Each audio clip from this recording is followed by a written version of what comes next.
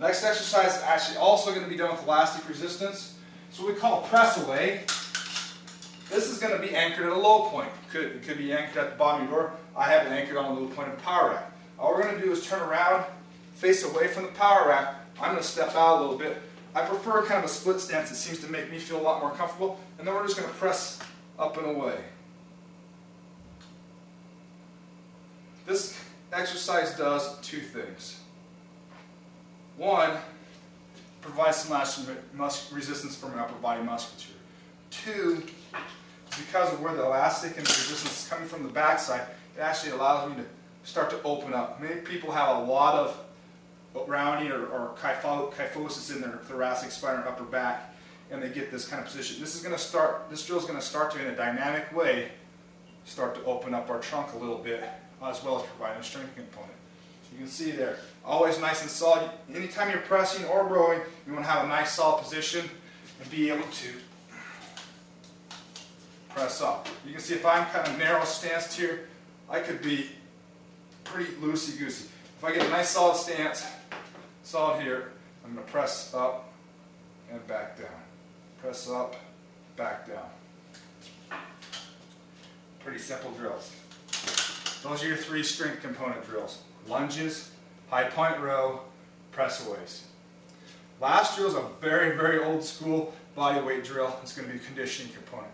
This is what we call just a basic general GPP general physical preparation set of drills. This is going to consist, I'm going to go ahead and show you through it, but I'm going to tell you what it consists of first.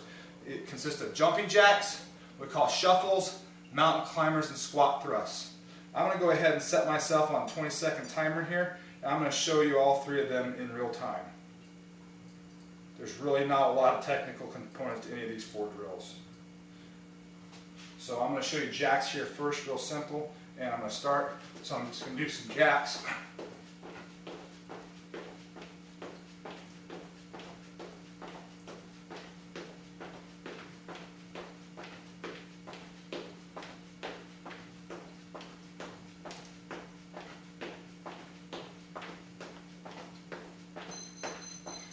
Immediately transition into shuffles. That's the one thing with the GPP drills. There's no break in between each drill. You can immediately transition into them. It defeats the purpose by taking a break in between each drill. If you can't transition immediately, you need to reduce your work time.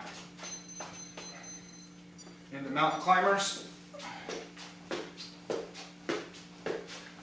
Also, a way to increase the intensity is to increase the speed by which you're doing the drills. Trying to get more repetitions done.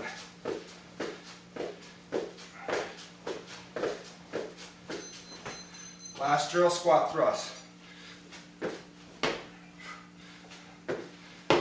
Stand all the way up when you're doing your squat thrust. Don't cheat and hang out at the bottom or only come up part way. All the way up.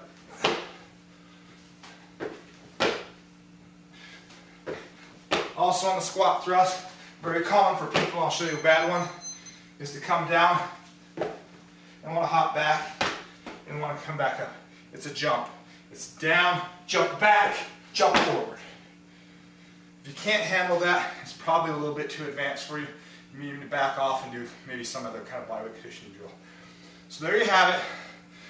Phase 2, Part 2 of Anderson Training Systems Get on the Right Track Fitness Program.